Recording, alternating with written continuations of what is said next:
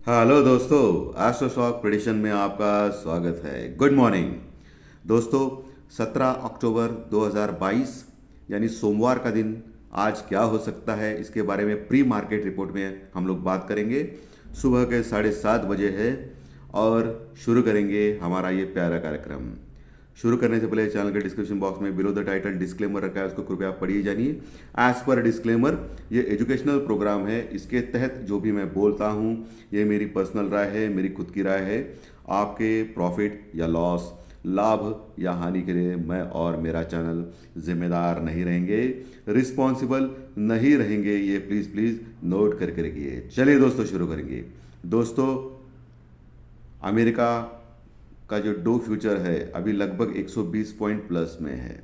इसके बावजूद हमारा एसजीएक्स निफ्टी अभी 150 पॉइंट माइनस में दिखा रहा है। यानी हम लोग 17,050 17,050 के आसपास खुलने का देख रहे हैं। और ध्यान दें, ये फ्यूचर के रेट रहते हैं। यानी हम लोग 17,000 से लेके 17,050 के आसपास खुलने का देख रहे हैं, सोच रहे हैं। और इसकी वजह ये हो सकती है कि बॉन्ड यील्ड सुबह बढ़ चुका है, डॉलर इंडेक्स बढ़ चुका है, इसके कारण दबाव आ रहा है। और मैंने कल आपको चीज़ समझाई थी कि क्रूड ऑयल जब भी नीचे जाता है इसका मतलब लोगों को ऑयल कम लगता है, इसका मतलब महंगाई बढ़ी है, वो लोग अफोर्ड नहीं कर सकते हैं। तो इसका मतलब आर्थिक मंदी बढ़ रही है, क्योंकि क्रूड ऑयल कल बहुत गिरा है। कल यानी फ्राइडे के दिन 3-4% यानी 92 93 के पास आ गया है। तो उसके ऊपर जो दबाव है, डॉलर इंडेक्स बढ़ गया है, सभी कुछ विपरीत है। तो रिसेशन यानी आर्थिक मंदी के ये संकेत दिखा रहे हैं। इसमें और एक आग लगाने वाली बात हो रही है। रशिया और यूक्रेन का वॉर दिन प्रतिदिन बढ़ते जा रहा है। और पुतिन साहब जो है रशिया के प्रेसिडेंट, उनसे बयानें आ रही है और ये भी कहा जा रहा है न्यूज़ में कि उन्होंने परमाणु बम रचना सब तैयार रखी है, जो कभी भी अटैक कर सकती है यूक्रेन के ऊपर। ओके, 7-8 जगह पे परमाणु बम उन्होंने तैयार किया है अटैक करने के लिए। और ये भी चिंताजनक बात है। लगभग 7 महीने हो गए दोस्तों रशिया और यूक्रेन के वॉर चलने से, और तभी से ये आर्थिक मंदी बढ़ रही है। पूरी दुनिया में महंगाई बढ़ रही है और इसके चलते बहुत बड़ी डेंजरस सिचुएशन वर्ल्ड में हो चुकी है। और इसके चलते अभी आज सुबह भी एशियन मार्केट सब गिर चुके हैं दोस्तों। 1.5% गिर चुके हैं। जापान का मार्केट 1.5% गिर चुका है। सो एशियन मार्केट से क्लूज अच्छे नहीं है। अभी जो यूरोपियन अगर फ्यूचर देखेंगे वो भी गिर चुके हैं। सिर्फ डो फ्यूचर बड़ा है, क्योंकि फ्राइडे के दिन डो में बहुत बड़ी गिरावट दिखी गई थी। इसके चलते हुए डो फ्यूचर थोड़ा सा प्लस में है, बस इतना ही। हमारे लोकल मार्केट में क्या हो रहा है, एचडीएफसी बैंक का रिजल्ट तो बहुत ही शानदार आ गया, इसमें कोई संदेह नहीं है। लेकिन प्रॉब्लम यह है कि फ्राइडे के सत्र में एचडीएफसी बैंक ज़्यादा बढ़ चुका है, बहुत ज़्यादा बढ़ चुका है। आपने देखा रहेगा कि एचडीएफसी बैंक, सब मार्केट नीचे आ रहा था प्रॉफिट बुकिंग की वजह से, लेकिन एचडीएफसी बैंक और एचडीएफसी बढ़ रहे थे। तो ऑलरेडी ये जो रिजल्ट है वो फैक्ट्री इन है दोस्तों रेट में एचडीएफसी बैंक के। सो एचडीएफसी बैंक बढ़ेगा, लेकिन इतना भी नहीं ज़्यादा बढ़ेगा। और उसका एडीआर भी कुछ खास नहीं कर पाया अमेरिकन फ्यूचर्स में। सो एचडीएफसी बैंक की वजह से और एचडीएफसी की वजह से मार्केट बढ़ेगा, ये भी गलत होगा। सो आज जो क्लूज है हमारे मार्केट के वो निगेटिव ही है, माइनस में है। मंदी के संकेत साफ साफ दिखा रहे हैं। और सीधी सी बात है, मैंने आपको सिखाया है कि फ्राइडे के सत्र में अगर रेड कैंडल जनरेट होता है आखिरी दिन हफ्ते के, तो उसके आगे का हफ्ता भी वैसा ही मोस्टली रहता है 80-90%। और जो ऊपर से जो प्रॉफिट बुकिंग हो गया फ्राइडे के सत्र में, वो बहुत ही भयानक था दोस्तों। 170-180 पॉइंट निफ्टी नीचे गिर गया, ये गलत है बहुत ऊपर से। बैंक निफ्टी हालांकि थोड़ा स्ट्रांग था, इसके कारण बहुत ही वीक हो गया है मार्केट। और मुझे लगता है कि आईटी के शेयर्स भी आज बचा नहीं पाएंगे, क्योंकि ऑलरेडी बढ़ चुके थे ठीक है, 6-7% बढ़ चुके थे, वो कम होके 3-4% तक आ गए इन्फोसिस जैसे शेयर। अभी फिर वो आज नीचे जाएंगे, फिर क्या सपोर्ट करेगा निफ्टी को, ये बड़ा प्रॉब्लम है। हो सकता है H D F C bank थोड़ा बहुत सपोर्ट करने की कोशिश करेंगे, लेकिन ये ऑलरेडी बढ़ चुके हैं शुक्रवार के सत्र में। सो बहुत बड़ा प्रॉब्लम्स हमारे लोकल क्यूज का भी है, ग्लोबल क्यूज का भी है, सभी जगह से निगेटिव संकेत है। ठीक है, ये आप अपने दिमाग में रखिए। तो इसमें आपको अभी ट्रेडिंग कैसे करना है, ये सबसे इंपॉर्टेंट है। ट्रेडिंग निगेटिव बायस रहेगा, जैसे ही ऊपर आएगा मार्केट तो आपको मार्केट को शॉर्ट करना है या निफ्टी में पुट लेना है स्टॉप लॉस के साथ। यही एक बेस्ट पॉसिबली लगता है मुझे कि इससे ही आपको फ़ायदा हो सकता है। कॉल लेके फंस जाओगे आप दोस्तों, क्योंकि मार्केट का सेंटीमेंट बहुत ख़राब है। कॉल कब लेना है आपको, 17,200 के ऊपर टिक गया मार्केट तो आपको कॉल लेना है।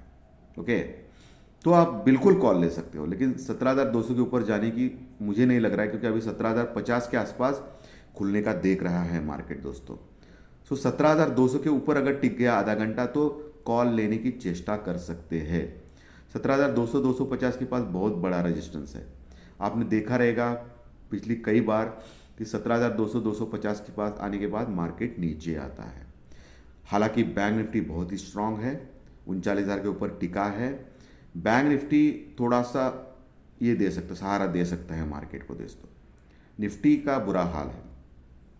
बैंक निफ्टी में क्या है, आपको एक नीचे लेवल मैं आपको दे रहा हूँ, नीचे आप लेवल 38,800 का एक सोच के रखिए, 38,800 का लेवल, वहाँ आपको बैंक निफ्टी में बाय कर सकते हो, लेकिन स्टॉप लॉस के साथ। और सबसे अच्छा लेवल बैंक निफ्टी में 38,500 यानी 38,500 का रहेगा दोस्तों। वहाँ आपको लेना ही लेना है, लेकिन आप स्टॉप लॉस के साथ लीजिए भाई, क्योंकि मार्केट का कोई भरोसा नहीं है।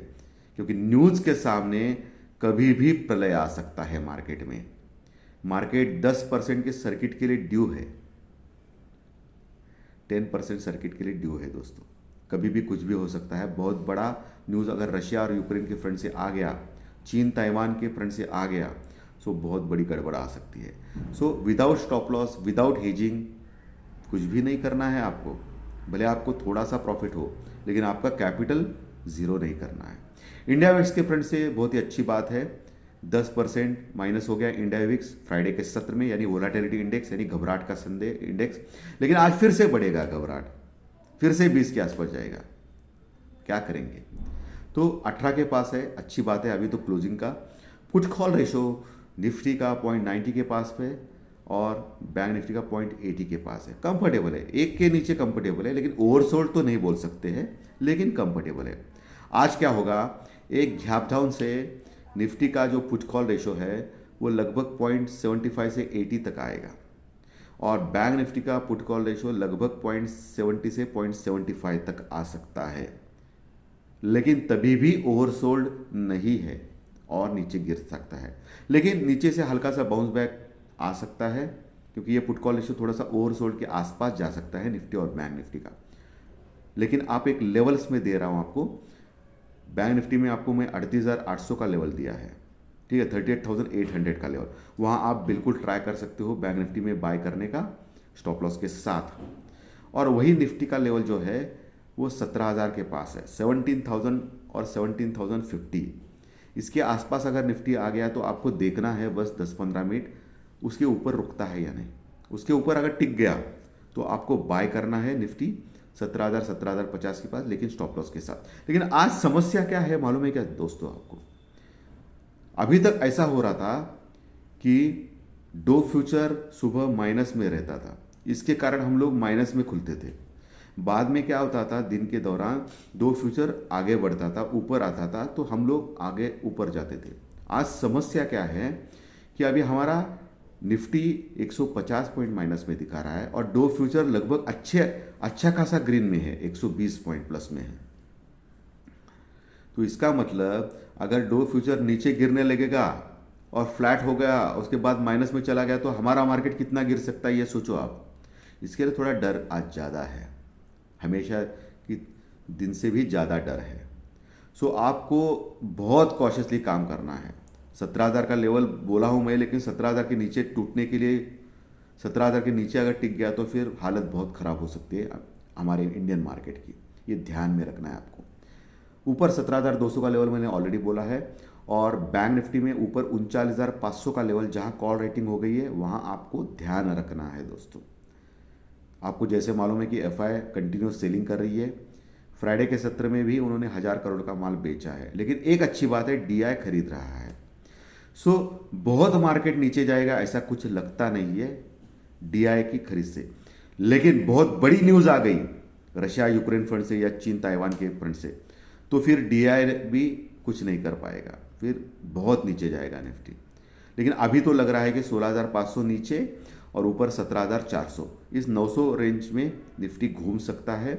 और बैंक निफ्टी लगभग 38,000 और 39,500 इन 1,500 पॉइंट में घूम सकता है, ऐसा लग रहा है अभी आने वाले दिनों के लिए।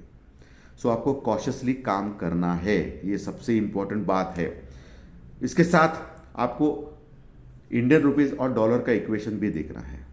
जैसे हालांकि मालूम है आपको कि फ्राइडे के सत्र में इंडियन रुपीज़ वैसा ही रहा, कुछ कमज़ोर भी नहीं हुआ और स्ट्रांग भी नहीं हुआ, ये अच्छी बात है। इंडियन रुपीज़ थोड़ा स्ट्रांगनेस दिखा रहा है, लेकिन आज आपको देखना है कि इंडियन रुपीज़ नीचे गिरता है या नहीं। अगर इंडियन रुपीज़ आज नीचे गिरने लगेगा तो फिर बैंक निफ्टी भी गया, ये आप ध्यान में रखिए। ओके, तो ये सब कुछ संकेत है, निगेटिव संकेत है मार्केट के लिए, तो कॉशियस रहिए। लेकिन मार्केट ऑपरेटर हैंडल्स करते हैं, ये भी आपको मालूम है, मैनिपुलेटर्स हैंडल करते हैं। मैनिपुलेशन बहुत बड़ा होता है मार्केट में। सो इस कारण उछाल भी आ सकता है कभी कभी, लेकिन ऊपर से फिर से ये लोग शॉर्ट कर सकते हैं। तो ध्यान रखिए। Thank you very much. Technical chart data points कार्यक्रम में दोपहर में मिलेंगे। जिनको अच्छा लगा नए सब्सक्राइबर को तो अच्छी बात है, नए दर्शक अच्छा लगा तो सब्सक्राइब का बटन जरूर दबाइए। हर दिन 3 वीडियोस मिलते हैं, प्री मार्केट रिपोर्ट सुबह, टेक्निकल चार्ट डाटा पॉइंट दोपहर में, और रात को ज्योतिष शास्त्रीय प्रेडिक्शन कार्यक्रम। Thank you very much. अच्छा लगा तो लाइक का बटन दबा के प्रोत्साहित कीजिए। Thank you.